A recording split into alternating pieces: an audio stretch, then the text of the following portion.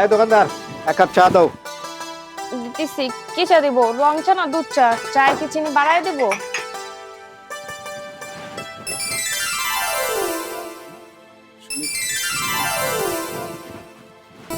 কি ব্যাপার এইভাবে বসে রয়েছে কেন? কিছু বলো। কি করব? একটা কাজ করি, আমি নাচি, তুমি গান গাও। আমার মনে অনেক সুখ, অনেক আনন্দ, বুঝতে পারছো? এই জন্য আমি নাচবো, তুমি গান গাইবা। শোনো, আমি অনেকদিন যাবত তোমাকে বলতেছি তুমি কিছু একটা করো, তুমি কিছু একটা করো, এরকম বেকার থাকো না। তোমার কি লজ্জা শরম লাগে না? বয়স কত হয়েছে, তুমি এখনো বেকার আছো, বাবা মার ঘরে বসে খাইতেছো। কিন্তু আমার বাবা মা আমাকে তো আর বসায় রাখবে না, আমার বিয়ে ঠিক করছে। তুমি আর কটা দিন ধৈর্য ধরো। ও আচ্ছা, তার মধ্যে আপনি কি করবেন? 10 তলা বিল্ডিং করে ফেলবেন? 3-4 বছর আপনি যা পারেন নাই তাই এখনো পারবেন না, আর আমি কোনো ধৈর্য ধরতে পারবো না। এবার বাবা ভালো একটা ছেলে দেখছে, ওয়েল এস্টাবলিশড, বুঝতে পারছো? 4-5টা গাড়ি, 4-5টা বাড়ি, একমাত্র ছেলে। আমি এটা হাতছাড়া করবো না, সবারই তার ফিউচার নিয়ে ভাবার অধিকার আছে। আমি বিয়ে করে ফেলবো। আর তাছাড়া কতবার বাবাকে রিজেক্ট করবো, কতবার বলবো? হ্যাঁ, আমার কাছে না আর বাহানা নাই রিজেক্ট করার মতো। এইবার আমি বিয়ে করে নেব। না, আমার আর 2-3টা বছর সময় দাও, কিছু একটা করি, তারপর না হয় আমরা বিয়ে করবো। হ্যাঁ, তোমাকে আমি সময় দেই, ততদিন তুমি না আরো রাস্তা ফকির নিয়ে হও। তারপর কি করবো তোমাকে বিয়ে করে? তুমি সামনে একটা প্লেট নিয়ে ভিক্ষা করবে, আর আমি কাঁধে হাত দিয়ে হাঁটবো, আর বলবো কি, একটা টাকা ভিক্ষা দেন। অনেক সময় দিছি, আর কোনো সময় আমি তোমাকে দিতে পারবো না, বুঝতে পারছো? আর তোমার আমার রিলেশন এইখানে ব্রেকআপ। এরপরে আর আমার পিছনে আসবে না, কোনো প্রকার ডিস্টার্ব করবে না। শোনা শোনো,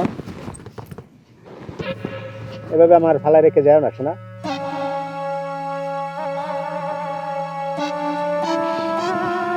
কি করবো আমি?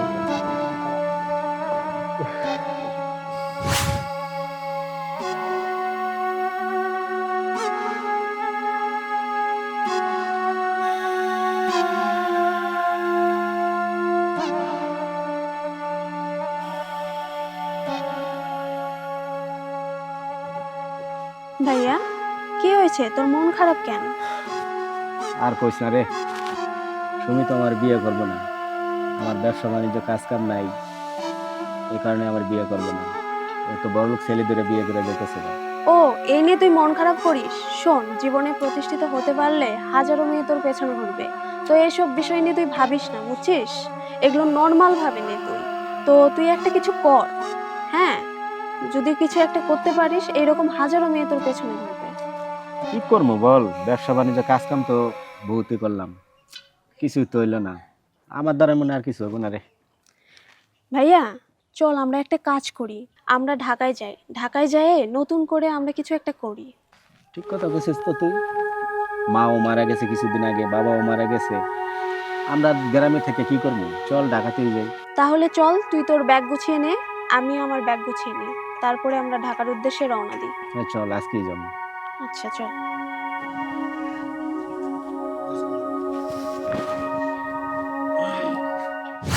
আরে সুমি, তুমি এখানে? আপনি? হ্যাঁ আমি। আপনি আমার দোকানে? তুমি না কোটিপতি ছেলের বিয়ে করছো, কিন্তু এই টং দোকানে তুমি চা বেচতেছো? সবই আমার কপাল। বিয়ে তো ঠিকই আমার বড় ঘরে হয়েছিল, সুখ যদি কপালে থাকতো এইখানে কি আর চা বিক্রি করতে হইতো? বাবা মা ঠিকই আমার বিয়ে দিছিল দেখে শুই না, কিন্তু বিয়ে করার 3-4 দিন পরে তার আসল চেহারা বের হলো। বিয়ের কয়েকদিন পরেই আমার সাথে যেই ব্যবহার শুরু করলো, প্রত্যেক দিন মদ খাইতো, নেশা করে বাড়িতে আসতো, এক একটা মেয়ে নিয়ে আসতো, আমার উপর অনেক অমানবিক নির্যাতন শুরু করলো। তারপর আমাকে মারধর করতো আর বলতো, তুই তোর বাপের বাড়ি থেকে টাকা নিয়ে আয়। আপনি তো জানেন আমার বাবা মা কোন পরিবারের, মধ্যবিত্ত পরিবারের মানুষ, তারা এত টাকা কই থেকে দিবে? এমনি আমার বিয়েতে অনেক টাকা খরচ করে ফেলছিল। আর ওই যে আমার হাজবেন্ড, উনি যে বলছে ওই সব বাড়ি গাড়ি ওনার, আর তার যে অর্থ সম্পদ দেখাইছিল, এগুলো আসলে তার কিছুই না। সে এক বড়লোক বাসায় সিকিউরিটি গার্ডের কাজ করতো, ওখানে তার যে ইনকাম হইতো সেটা দিয়ে সে ফুটানিগুলো করতো। আর ওই বাড়ির মালিক দেশে বাইরে থাকতো, তো তাই ওই বাড়িটারে নিজের বাড়ি বলে চালাই দিছে। আর আমার বোকা বাবা মা মনে করছে সত্যিই জামাই অনেক বড় লোক, ওরকম খোঁজ খবর নেয় নাই। যখন তার অত্যাচার আর সহ্য করতে পারলাম না, নিজেই ডিভোর্স দিয়ে ওই বাড়ি থেকে আইসা পড়লাম। বাবা মার কাছে না আর যেতে ইচ্ছা করলো না। শেষ বয়সে তাদেরকে না আর বিরক্ত করার কোনো ইচ্ছাই আসলো না। আমি চাকরির জন্য ঢাকায় এসে অনেক ট্রাই করছি, কিন্তু আমার তো কোনো লিঙ্ক নাই, জানাশোনা নাই, তাই আমার চাকরিই হয় নাই। তাই শহরে এসে ছোট্ট এই দোকানটা দিছি, নিজের জীবন চালাচ্ছি। আমার জীবনের সব কথাই তো শুনলেন। যাই হোক, আপনার কি অবস্থা? আপনি তো অনেক পরিবর্তন হয়ে গেছেন, মনে হয় ভালো চাকরি বাকরি করেন। হ্যাঁ, আমিও খুব ভালো আছি। তোমার বিয়ে হওয়ার পর থেকে মনটা আমার খুবই ভেঙে যায়।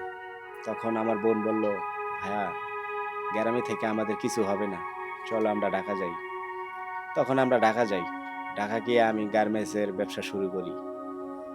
ওখানে ব্যবসা করতে করতে 3-4টা গার্মেন্টসের মালিক হই। এই তো, তারপর থেকে খুব ভালোই আছি। আর আপনার পরিবার, তারাও কি ঢাকা থাকে?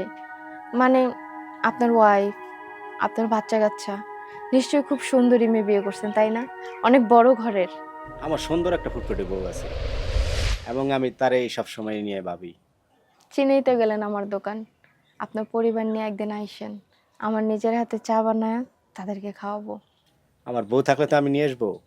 ও মা, আপনি না বললেন আপনার বউ অনেক সুন্দরী, অনেক ভালোবাসেন? না, এখনো আমি বিয়ে করিনি। তোমার জায়গায় আজ পর্যন্ত আমি কারো বসাইতে পারিনি।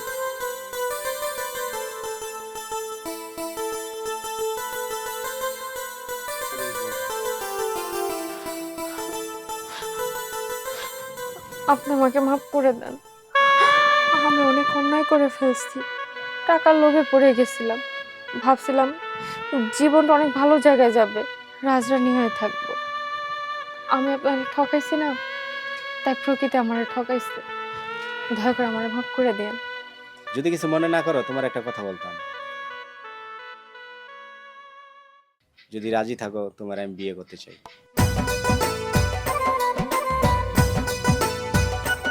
সত্যি আমাকে মেনে নেবেন? আমাকে আপনি বিয়ে করবেন? তোমার আমি আগের মতো এখনো ভালোবাসি। আমি রাজি, কিন্তু আমার একটা শর্ত আছে। শর্ত? আবার কি শর্ত? আমার হাতের 1 কাপ চা খাইতে হইব, তাহলে আমি আপনাকে বিয়ে করব। ঠিক আছে, তোমার মিষ্টি হাতের চা খাইতে আমি রাজি আছি। ঠিক আছে, আপনি বসেন, আমি চা খাবো।